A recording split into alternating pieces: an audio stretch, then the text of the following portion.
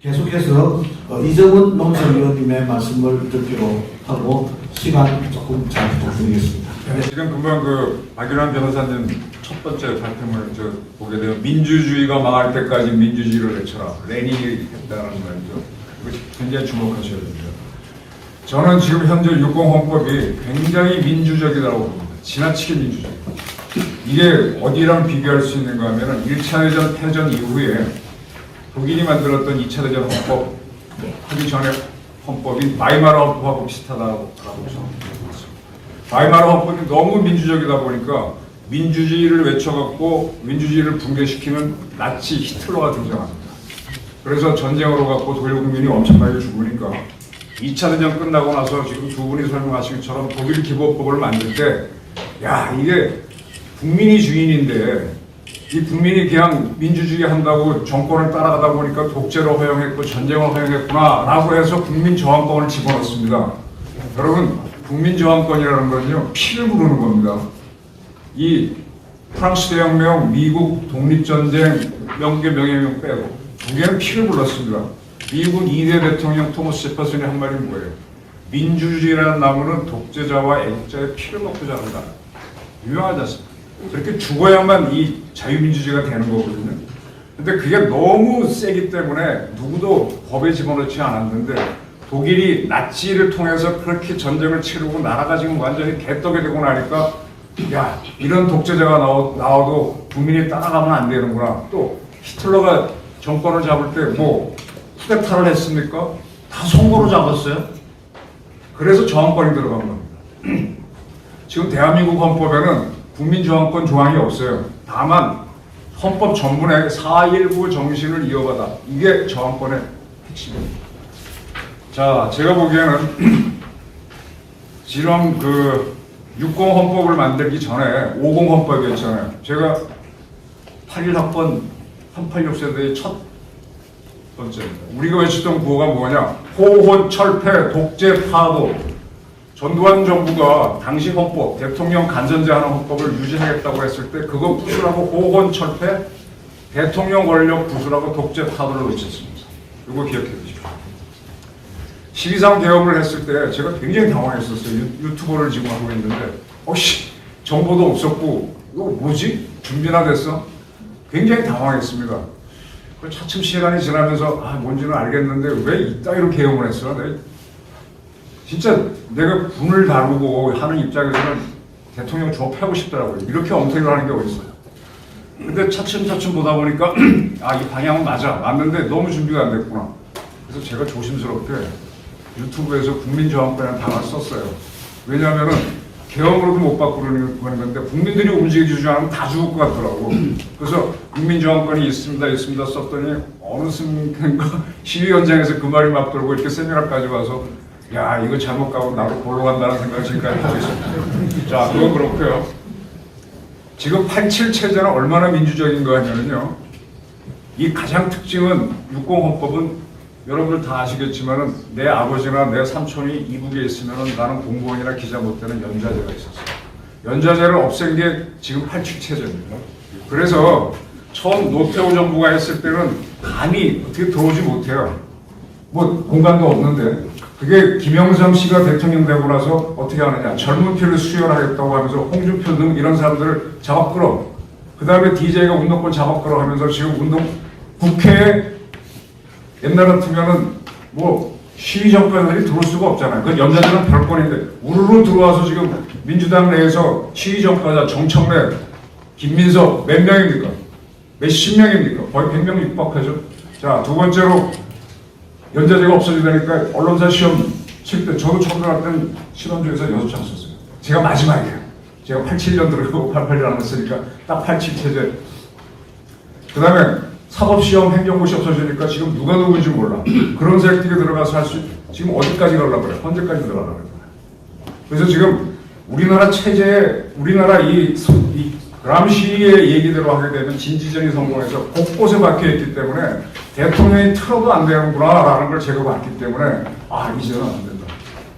국회는 국회 독재가 되고 있고요. 그래서 국회하고 행정부하고 사법부하고 다 짝짝꿍이라고 대통령 혼자 해봐도 안 되니까 민주주의를 하려면 체크 앤 밸런스 디바이드 앤 룰이 돼야 되는데 이게 국회 독재로 갈 수 있는 소지가 보입니다. 이렇게 되면은 혁명을 할 때는 원래 프롤레타리아 혁명에서 뒤집어 엎어야 되는데 그렇게 하지 않고 상층부만 차지해서 딱 잡으면 집권할 수 있다는 게 그것도 그런 이론도 있잖아요. 그람시 이론이 그런 거예요. 지금 글로 가고 있었잖아요. 지금 이재명 민주당 대표는 주사파 내지 좌파의 아바타잖아요. 이재명이가 무슨 대학 다닐 때 운동권을 했어? 40일 더 있어? 근데 자기는 386 세대에 빚이 있다고 그랬잖아. 그걸 조정하는 게 누구예요? 자, 지금 박노해 씨가 다시 부활했습니다. 박노해 씨가 빛의 혁명이라는 시를 썼어요. 제가 오늘 어제 유튜브에 띄워놨는데 촛불혁명은 끝나고 이번에 응원봉 흔들었기 때문에 빛의 혁명이 일어났다. 빛의 혁명 내란 정글자라는 책이 나왔습니다. 그리고 박노해가 그가 다시 돌아오면 시를 썼어요. 그가 다시 돌아오면 그가 누구냐면 독재자라는 얘기예요. 그가 돌아오면 우리는 뭐냐? 우금치 시민군이다. 방주의 시민군이다. 우금치의 동학농민이다. 뭐 이런 거 하면서 그들도 국민저항권을 하고 있는데 자 60초지에서 운동권들이 국민저항권을 이용해서 학생운동들이 데모를 했던 거잖아요.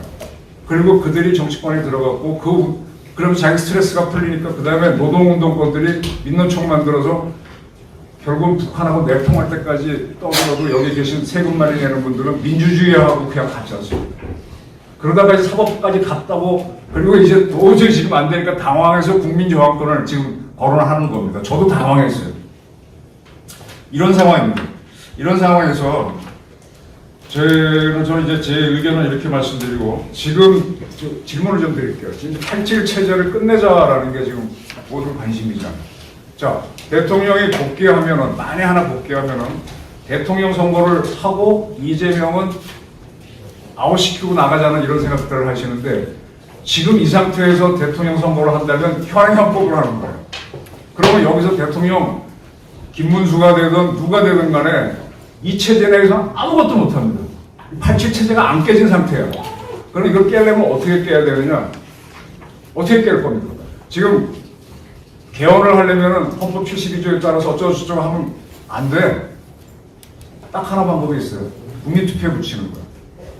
국민들이 반대한다는 방법이 없지 뭐. 근데 국민투표에 자 국회 해산권이 없다 보니까 지금 국회 독재를 못 막고 디바이드 앤 룰 체크 앤 밸런스가 안 된 거잖아요. 그럼 대통령이 돌아와서 국회 해산과 개헌을 하겠다는 거고 국민투표를 나는 걸어야 된다라고 보는데 어떻게 생각하시는지 한번 이거 질문이기도 합니다. 두 번째는 그렇게 해서 만약에 통과됐을 때 70 헌법을 만드는 이 조직을 만들 때 어떻게 할 것이냐. 내가 이 질문을 왜 드리는가 하면요. 자, 50에서 60으로 넘어올 때는 전두환 씨가 기본적으로 내가 단임하겠다 그랬어. 그리고 6.29 선언을 받아들이면서 직선제 받아들이겠다 그랬고 그리고 자기는 단임을 하고 하니까 객관적인 상태에서의 개헌 조직을 만들어줬기 때문에 DJYS 의견이 많이 들어간 5년 단임에 국회 해산권이 없고 국회 권리가 극대화시키는 헌법을 만들 수 있었단 말이에요. 그러니까 전두환 의견이 안 들어갔단 말이에요. 근데 지금 체제에서 만약에 뭐 국민투표를 해서 개헌을 한다라고 할 때 지금 민주당이 야당의 국회 3분의 2잖아요. 그거 반영하게 되면 어떤 개헌이 나오겠습니까? 다시 말하면 지금 윤 대통령이 복귀하고 국회를 해산하는 국민투표까지 간다고 하더라도 힘의 축이 기울어지지 않았기 때문에 하나만 하라 이거예요. 이거는 아이디어가 있는지 질문을 좀 드리고 싶고요. 힘의 축이 기울지 않는다. 자, 프랑스 대혁명, 4.19, 미국 다 힘의 축이 기울니까 되는 거죠. 힘의 축이 기울지 않고 정권 교체를 체제 교체를 했던 거는 50에서 60입니다. 난 그래서 전두환이 위대하다고 보는데 그 사람이 지금 전두환 역할을 하는 건 국회예요. 근데 이 국회 이재명이나 하겠습니까? 그 질문이고 그 다음에 지금 우리 사회의 가장 큰 문제는 저는 개인적으로 북한의 의지가 주사파를 통해서 우리 야당 국회의원을 통해서 대한민국 국회에 반영되고 있다. 자, 우리 국민의 대표하는 게 국회의원인데 북한의 의지도 대변해주고 있다. 예를 들면 지난 정부에서 북한이 원하는 대로 많이 따라가 준 거 거기에 국회의원들 뭐 누구 거론할 필요 없죠. 반영되고 있습니다. 지금 그 의지가 아마 3분의 1 이상 국회 전 있다고 보여요. 북한의 의지가 반영되는 게 3분의 1이 넘다고 봐요. 자, 이런 상태에서 이제 남북 통일이라는 문제가 오게 되는데 우리가 70을 만든다면 60 시스템 갖고는 지금 어려워졌어. 오히려 쟤네들이 대한민국 국회를 좌지우지하는데 통일을 어떻게 할 것인지 이거를 염두에 두지 않고 70 체제를 만들어 간다. 그러니까 지금 국민저항권의 행사는 70을 만드는데 어떻게 힘을 기울여서 힘의 축을 기울여서 할 거고 또 어떻게 할 것이고 어떤 방향을 만들 것이냐 이 목표를 정해놓고 국민저항권을 행사해야 됩니다. 이게 저희 주장의 질문입니다. 감사합니다.